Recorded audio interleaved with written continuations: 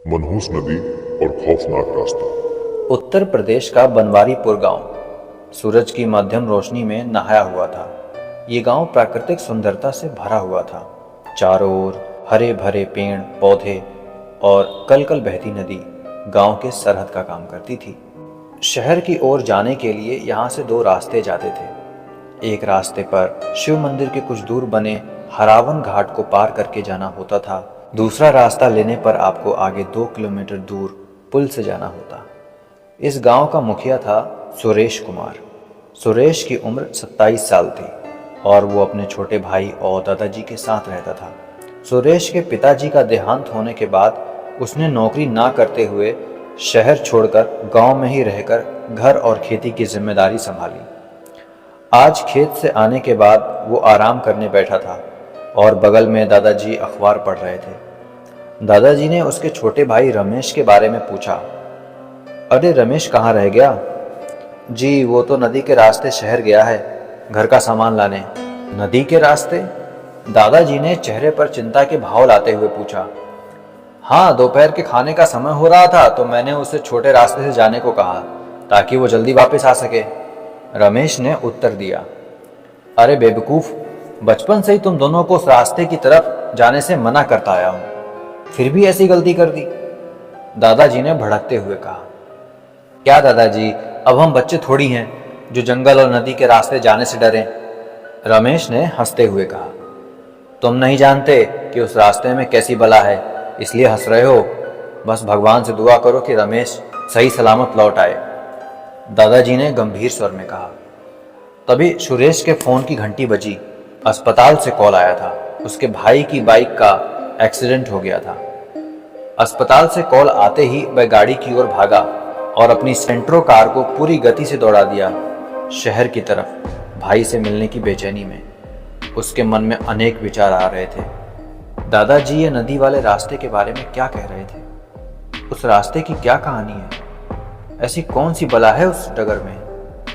ये सारे प्रश्नों को मन में लिए वो अस्पताल की तरफ बढ़ रहा था। उसे अब एहसास हो रहा था कि शायद दादाजी की बात ना मानकर और रमेश को उस रास्ते पर भेजकर उसने बड़ी गलती कर दी थी। उसे स्मरण हुआ कि पिछले ही महीने तो भीकम काका के लड़के की भी रहस्यमयी मौत हुई थी उसी रास्ते में। उसकी लाश भी नदी के किनारे घाट पर मिली थी। आखिर कुछ तो रहस्य छुपा हुआ है उस नदी, उस रास्ते में, जो अभी तक अनसुलझा है।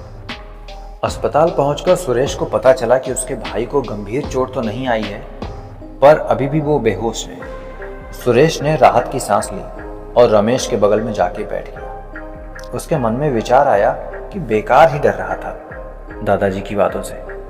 रमेश तो लापरवाही से गाड़ी चलाता है, हो सकता है इसीलिए एक्सीडेंट हो गया हो। 2 दिन के बाद रमेश को होश आता है, पर वो कुछ भी बता पाने की स्थिति में नहीं होता। डॉक्टर कहते हैं कि उसे सदमा लगा है, कुछ समय में आराम हो जाएगा, फिलहाल उसे घर ले जाइए। रमेश अब घर आ चुका है और 2 दिन आराम करने के बाद उसकी हालत बेहतर है। सुरेश उसके कमरे में जाता है और उसे देखकर राहत महसूस करता है। दूसरे दिन रमेश की हालत में बहुत सुधार हो चुका है और सुरेश उसके पास आकर बैठता है और उसे हादसे के बारे में पूछता है। रमेश दिमाग पर जोर लगाता है और उस हादसे को याद कर सिहर उठता है। उसका भाई उसे संभालता है, उससे डरने का कारण पूछता है। रमेश बोलना शुरू करता है। उस दिन मैं नदी के रास्ते बाजार को निकला था, तभी नदी के किनारे एक बूढ़े बाबा मिल गए। वेशभूषा से कोई सिद्ध सन्यासी लग रहे थे। उन्होंने मुझे रोकने की कोशिश करते हुए कहा, तुम नदी पार करके व्यर्थ ही मुसीबत मोल ले लोगे। तुम नहीं जानते इस नदी को, ना ही इस रास्ते को। ये बड़ा मनहूस है बच्चा। खैरियत चाहते हो तो रास्ता बदल लो या घर लौट जाओ। मैंने उनको अनसुना कर दिया और हंसते हुए आगे बढ़ गया, पर यही मेरी सबसे बड़ी भूल थी भैया।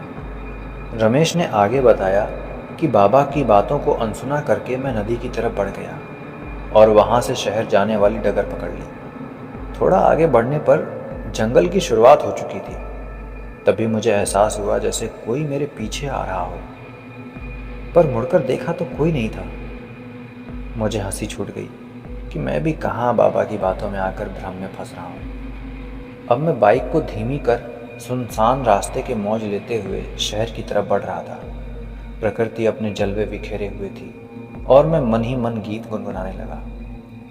तेरा मुझसे है पहले का नाता कोई, यूं ही नहीं दिल लुभाता कोई, जाने तू या जाने ना, माने तू या माने ना।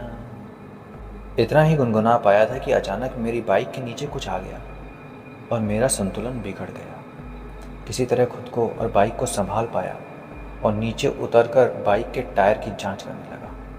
पर खुशकिस्मती से टायर सही सलामत थे। मैंने ध्यान दिया कि शहर जाने के लिए लगभग आधा रास्ता तो पूरा हो चुका था और इस वक्त जंगल के बीचों बीच इस रास्ते पर हूँ।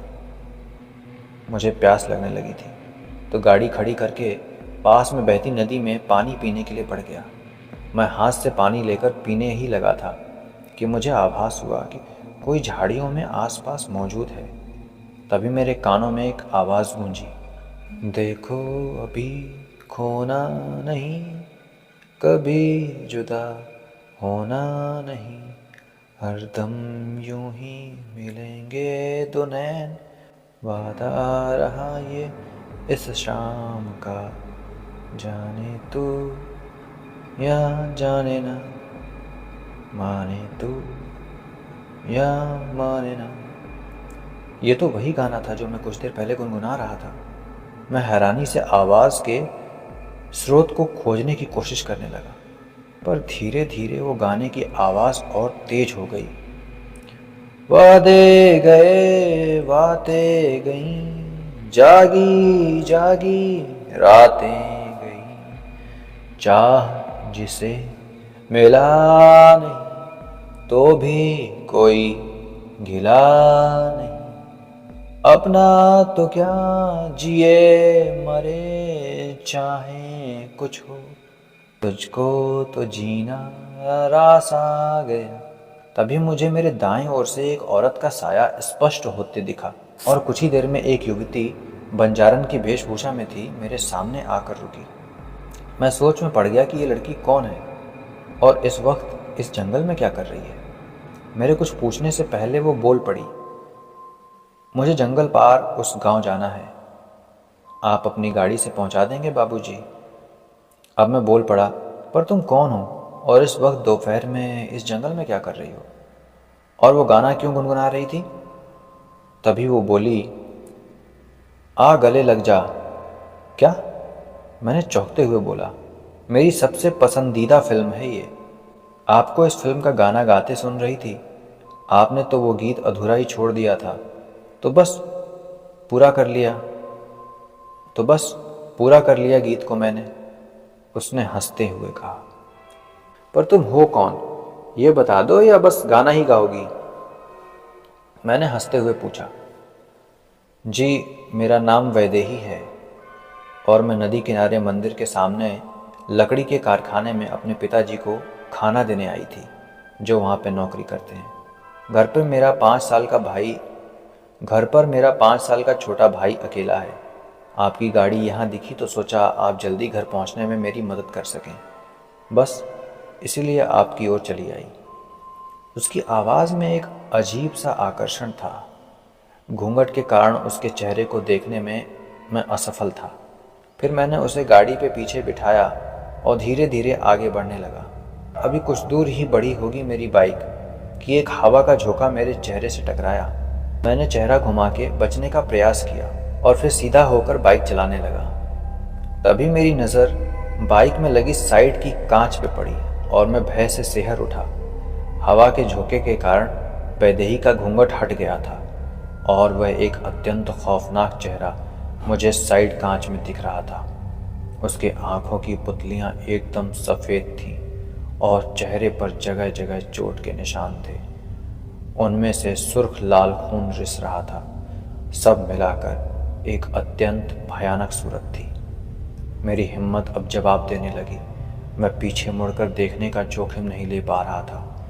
तभी वो भयानक आवाज़ के साथ हंसने लगी। क्या हुआ बाबूजी, आपकी हालत क्यों ख़राब हो रही है? उसने एक सित्कार भरी आवाज में पूछा। फिर उसने जो कहा वो बात तो और भी भयानक थी। डरो मत बाबूजी, अभी आपको कुछ नहीं होने वाला। आपके और आपके परिवार के पास अभी 15 दिन का वक्त है। आने वाली अमावस्या को मैं आपके परिवार का खात्मा करने आऊंगी, तो आप भी निश्चिंत रहो, उसने एक भयानक हंसी के साथ कहा। पर तुम ये सब क्यों कर रही हो? मैंने बिना पीछे देखे थोड़ी हिम्मत जुटाकर पूछा। उसने इस बात पर फिर गाना गुनगुनाया।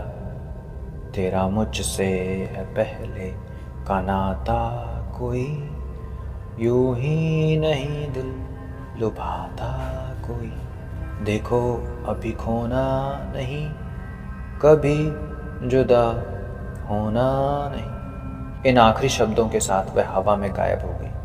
मैंने डर के कारण बाइक को तेजी से दौड़ा दिया। शहर के मुख्य सड़क पर पहुंचते ही मैं एक कार से जा टकराया। सुरेश सारी कहानी सुनने के बाद चिंता में पड़ जाता है। अपने परिवार की सुरक्षा कैसे करें, इसका उपाय सोचने लगता है।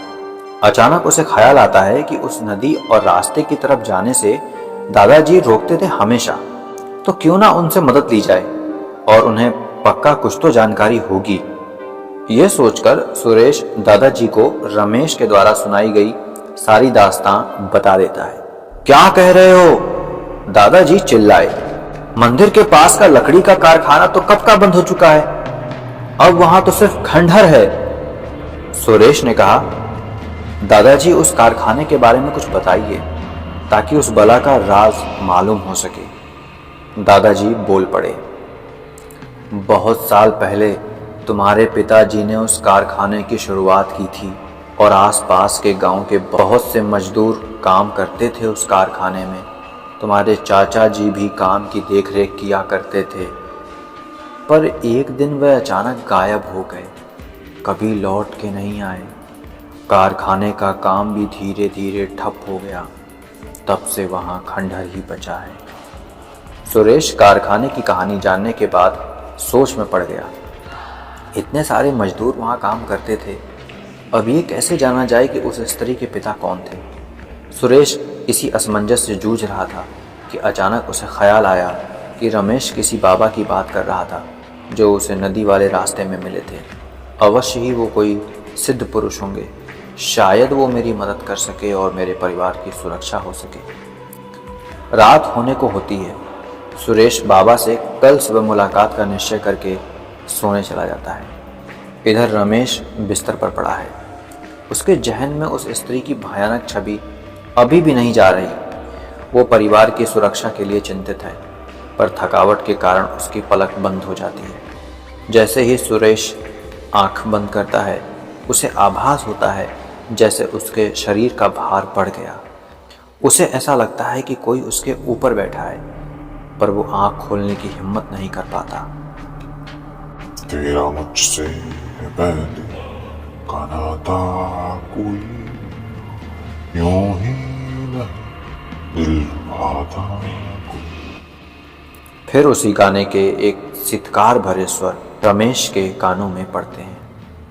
बाबूजी, एक दिन तो बीत गया, अब 14 दिन और बचे आपके परिवार और आपके पास। भयानक हंसी के साथ रमेश का भार कम हो जाता है। वो जा चुकी थी, पर साथ ही जा चुका था रमेश का चैन, उसकी आंखों की नींद। सुबह होते ही सुरेश को पता चलता है कि रमेश को फिर वो बला और उसकी मौजूदगी का एहसास हुआ था। ये जानने के बाद वो तुरंत साधु से मिलने के लिए निकल पड़ता है। सुरेश नदी किनारे मंदिर के पास पहुंच चुका है। वह आसपास बाबा को तलाशने की कोशिश करता है, पर बाबा का कहीं पता नहीं चलता।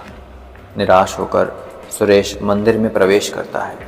उसके चेहरे पर चिंता के भाव होते हैं। वह आंखें बंद कर मन में भगवान शिव का ध्यान करता है और प्रार्थना करता है कि कोई मार्ग मिले जिससे उसके परिजनों की रक्षा हो सके। तभी उसके कानों में उद्घोष सुनाई पड़ता है, अलख निरंजन ओम नमः शिवाय। सुरेश पीछे मुड़ता है तो उसे भगवा वस्त्रधारी एक अत्यंत आभा मंडल से सुशोभित तपस्वी के दर्शन होते हैं। अगले ही क्षण सुरेश तपस्वी के चरणों में होता है और अश्रु की धारा आंखों से बहाते हुए बाबा से सहायता और दया की याचना करने लगता है। तपस्वी उसे उठाते हुए कहते हैं, वत्स, मैं तो सहायता के लिए ही आया हूँ। तेरे भाई को सावधान किया था, पर वह माया के जाल में उलझ ही गया।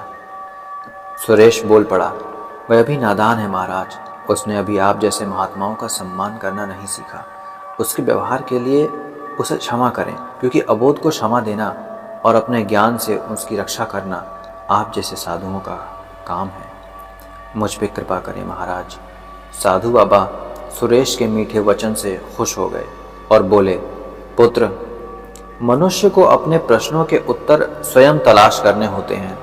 बिना परिश्रम किए कुछ नहीं मिलता, इसलिए तुझे कठिन परिश्रम करना होगा, तभी तुझे तेरे प्रश्नों के उत्तर मिलेंगे। सुरेश बोल पड़ा, बाबा, मैं अपने परिजनों की सुरक्षा के लिए कुछ भी करने को तैयार हूँ, परंतु इस समय मैं भंवर में घिर चुका हूँ। इसलिए हे महानुभाव, मेरा उचित मार्गदर्शन करने की कृपा करें। मुझे तुमसे यही उम्मीद थी पुत्र। इस समय तुम्हें बस इतना बता सकता हूँ कि तेरी समस्या का जड़ मणिनगर ग्राम में है।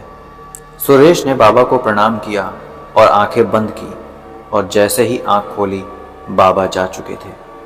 सुरेश घर पहुंचता है और रमेश को बाबा से हुई सारी बात बताता है। मणिनगर, ये तो इकलौता गांव है जो जंगल का रास्ता खत्म होने के बाद और शहर आने के पहले पड़ता है। हो ना हो वो स्त्री रूपी बला उसी गांव में जाने की बात मुझसे कर रही थी। रमेश बोला। ये सुन सुरेश को संतोष हुआ कि वो सही दिशा में है और वह कल सुबह ही मणिनगर में जाकर पता करेगा कि आखिर मुसीबत की जड़ क्या है। ये सोच सुरेश सोने के लिए अपने कमरे में आ जाता है। इधर सुरेश के जाते ही रमेश के कानों में फिर वही मनहूस ध्वनि पड़ती है, तेरा मुझसे है पहले का नाता कोई, यूं ही नहीं भाता कोई। सुरेश ने सुबह होते ही अपनी गाड़ी उठाई और मणिनगर की ओर निकल गया। मणिनगर पहुंचकर उसने अपनी गाड़ी सड़क किनारे खड़ी कर दी और पैदल ही गांव में घूमने लगा। उसने गांव के लोगों से जानना चाहा कि क्या वहां कोई ऐसा आदमी रहता है जो पहले किसी लकड़ी के कारखाने में काम करता था और जिसकी कोई बेटी थी। ज्यादातर लोगों को इसके बारे में कोई जानकारी नहीं थी, पर उम्रदराज लोग उसकी ये बात पूछने पर डर से व्याकुल हो उठते। ये देख सुरेश को अंदाजा हो गया था कि यहाँ सब कोई राज जरूर छुपा रहे हैं। निराश होकर वो एक पगडंडी पकड़कर वापस लौट रहा था कि पीछे से किसी ने आवाज दी। सुरेश ने पीछे मुड़कर देखा तो उसे एक वृद्ध किसान दिखाई दिया। आप जिसे खोज रहे हो उस आदमी को मैं जानता हूं। सुरेश ये सुनकर उसके पास गया और बोला, कहाँ है वो आदमी? कौन है वो आदमी? जल्दी मुझे उसके पास ले चलो। उस किसान ने देखा कि सुरेश बहुत बेसब्र हो रहा है तो उसे गांव के बस्ती से दूर एक खुली जगह पर ले गया। वो स्थान किसी जंगल जैसा था। वहां एक झोपड़ी थी। किसान बोला, ये उसी आदमी की झोपड़ी है जिसे आप खोज रहे हो। ये आदमी ही आपके गांव में नदी किनारे लकड़ी के कारखाने में मजदूरी करता था और इसकी एक बेटी भी थी, पर अचानक इसकी बेटी गांव से गायब हो गई। तब से ये किशोरी लाल अपना दिमागी संतुलन खो बैठा है। साहब, शायद ही ये आपकी कुछ मदद कर सके। किशोरी लाल की कहानी सुनने के बाद सुरेश को बहुत बड़ी उम्मीद दिखी। सुरेश जब झोपड़ी के अंदर गया तो देखा कि एक बूढ़ा आदमी जिसके सफ़ेद बाल बहुत लंबे हो गए थे और चेहरे पर झुर्रियाँ साफ दिख रही थी, वो एक खाट पर लेटा हुआ था। उस बुजुर्ग की हालत ठीक नहीं दिख रही थी। सुरेश उस बुजुर्ग मजदूर किशोरी लाल को प्रणाम करता है, पर किशोरी लाल कोई जवाब नहीं देता। इस पर सुरेश कहता है, बाबा, क्या आप वैदेही नाम की लड़की को जानते हो? इतना सुनते ही अचानक किशोरी लाल उठकर बैठ जाता है। वैदेही? तुम कैसे जानते हो उसे? किशोरी लाल घबराहट में पूछता है। जी, मेरा नाम सुरेश कुमार है और मैं बनवारीपुर गांव का मुखिया हूँ। बनवारीपुर गांव का मुखिया? क्या तुम अमन कुमार के बेटे हो? किशोरी लाल ने हाँफते हुए पूछा।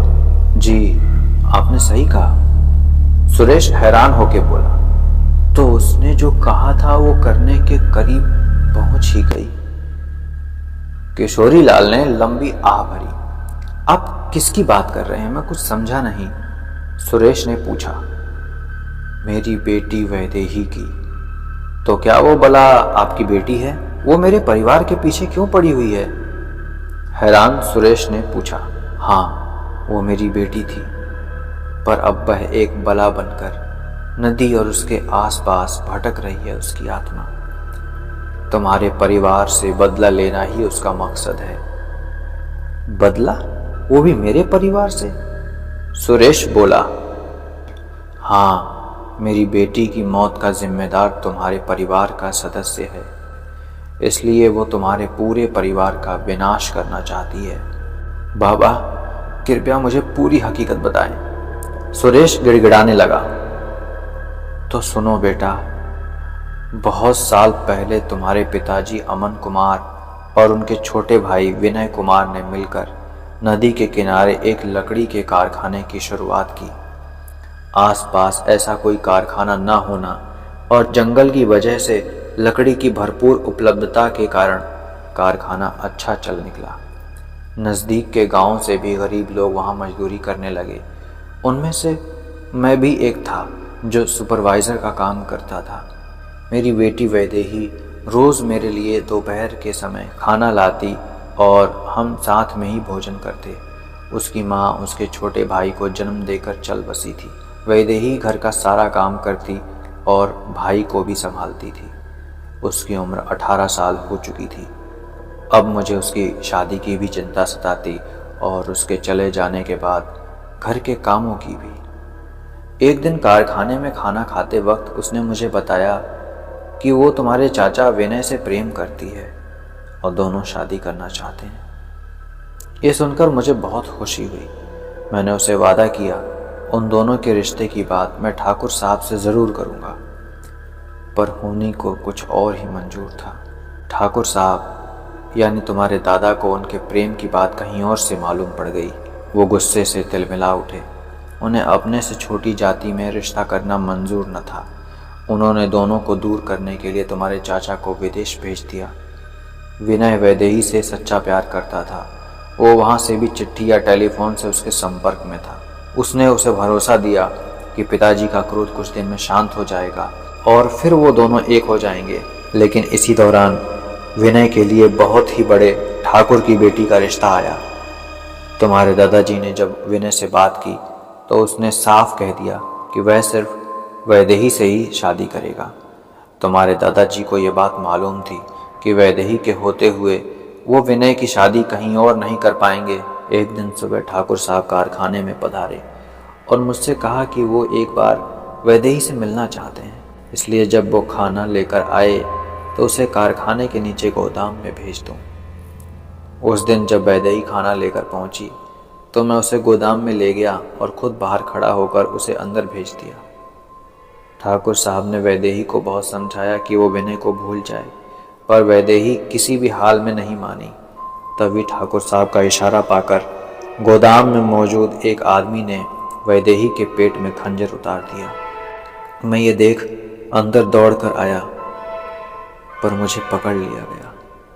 ठाकुर साहब ने मुझे धमकी दी कि अगर मैंने अपना मुंह खोला तो मेरे बेटे के साथ भी यही होगा और मैं भी नहीं बच पाऊंगा।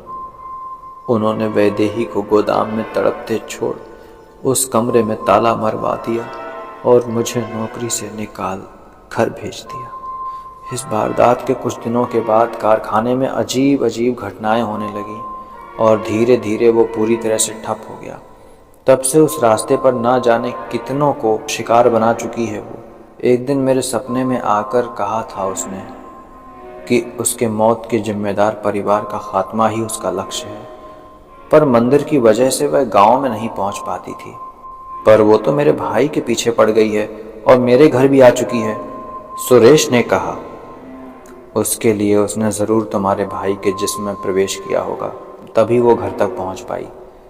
किशोरी लाल बोला, तो मेरे परिवार की रक्षा का कोई उपाय तो होगा बाबा। सुरेश ने उम्मीद भरी आस के साथ किशोरी लाल से पूछा। किशोरी लाल बोले, मैंने जवानी में कुछ दिन तंत्र साधना में बिताए हैं।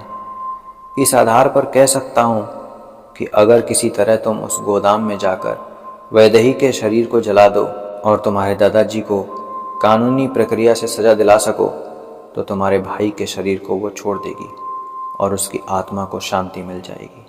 किशोरी लाल से सारी कहानी सुनने के बाद सुरेश वहां से निकल चुका था।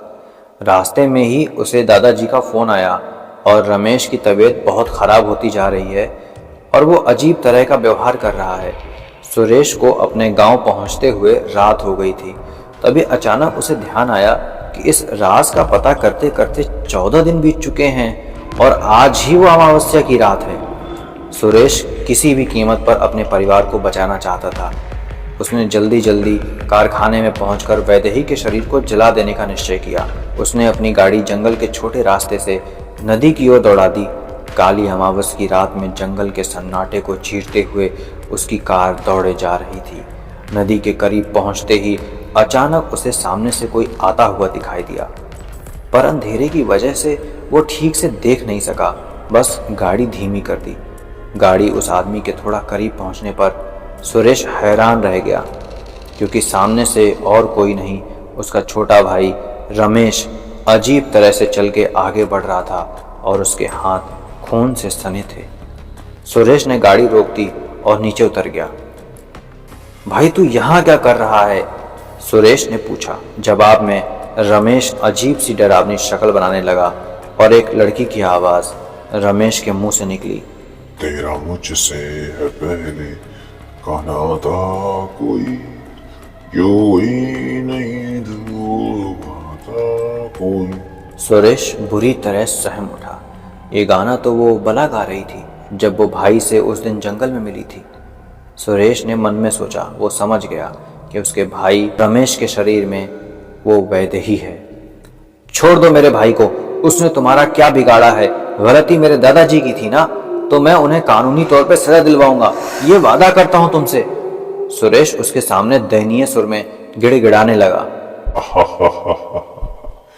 तू क्या इंसाफ दिलाएगा मुझे? मैंने तो कब का तेरे दादाजी नहीं, आदरणीय ठाकुर साहब को परलोक पहुंचा दिया। अब तुम दोनों भाइयों की बारी है। सुरेश दादाजी की मौत की खबर सुनकर जमीन पर बैठ गया। वो लगभग अंदर से टूट सा गया, पर तभी उसे अपनी जान से प्यारे भाई की फिक्र हुई जिसके अंदर उस आत्मा ने कब्जा किया हुआ था। वो फुर्ती से गाड़ी में बैठा और उस बला के बगल से तेजी से गाड़ी भगाता हुआ कारखाने के सामने पहुंच गया और नीचे उतरकर गोदाम की तरफ भागा जहां उस वैदेही का शरीर था। तभी सामने से वो बला भी उड़ती हुई आई और सुरेश पर वार करने के लिए उसे पकड़ना चाहा, पर सुरेश को हाथ लगाते ही उस आत्मा को जोर का झटका लगा और वो दूर जाकर गिर गई। तभी सुरेश की नज़र उसके गले में लटके हुए ओम के लॉकेट पर गई, जो उसे उस दिन मंदिर में मिले तांत्रिक बाबा ने सुरक्षा के लिए दिया था। उस बला के उठने से पहले ही सुरेश गोदाम के कमरे में घुस गया और उस बला वैदेही का मृत शरीर ढूंढने लगा। तभी उसकी नज़र जमीन पे बिछी कालीन पे पड़ी। उसे हटाते ही नीचे एक कंकाल मिला जो बुरी हालत में था और पूरे कमरे में बदबू भरी हुई थी। सुरेश समझ गया ये वैदेही का ही शरीर है। उसे जलाने के लिए क्या किया जाए ये सोच ही रहा था, उसे सामने लकड़ी के दराज पे ड्रम दिखा। उसने उसे नीचे उतारा तो ड्रम के अंदर डीजल भरा था, जो शायद कभी कारखाने के जनरेटर को चलाने के लिए रखा होगा। उसने डीजल को वैदेही के कंकाल पे उड़ेल दिया। तभी रमेश के शरीर के अंदर घुसी वैदेही उड़ती हुई आई और एक जोर का झटका सुरेश को दिया। इस झटके से सुरेश गोदाम की दीवार से टकराया और नीचे गिर पड़ा। उसे ध्यान आया कि डीजल डालते वक्त उसके गले की माला जमीन पर गिर गई थी, जिसके कारण अब वैदेही उस पर वार कर सकती थी। इधर वैदेही रमेश के शरीर में बहुत गुस्से में थी और उसकी आंखें लाल हो चुकी थीं। सुरेश समझ गया कि अब वो उस पर आखिरी वार करेगी और अगर उसने जल्दी कुछ नहीं किया तो बच नहीं पाएगा। तभी उसे अपनी जेब में कुछ महसूस हुआ। जब सुरेश ने बाहर निकाल के देखा तो वह उसका लाइटर था। इधर वैदेही सुरेश पर हमला करने के लिए तेजी से लपकी, पर सुरेश ने तेजी दिखाते हुए लाइटर जलाई और कंकाल पर फेंक दिया। इससे पहले कि वैदेही सुरेश तक पहुंच पाती, कंकाल ने आग पकड़ ली और रमेश के अंदर मौजूद वैदेही की रूह चीखने लगी। कंकाल के पूरी तरह जल जाने पर रमेश का शरीर शांत हो गया और जमीन पर गिर पड़ा। उस बला का आखिरकार अंत हो चुका था। सुरेश किसी तरह रमेश को होश में ले आया और उसे पूरी बात बताई। दोनों भाई घर पहुंचे तो ठाकुर साहब की लाश देखकर रमेश रोने लगा। उसे इस बात का दुख था कि उसके हाथों दादाजी का खून हो गया, पर सुरेश ने उसे समझाया कि दादाजी को उनके कर्मों का फल मिला। फिर दोनों भाइयों ने मिलकर ठाकुर साहब का अंतिम संस्कार किया और आगे चलकर दोनों भाइयों की शादी हो गई और वो खुशी से परिवार के साथ रहने लगा। पर आज भी गांव वालों के दिल में एक डर है, इसलिए अब भी वो लोग उस मनहूस नदी के खौफनाक रास्ते पर जाने से बचते हैं।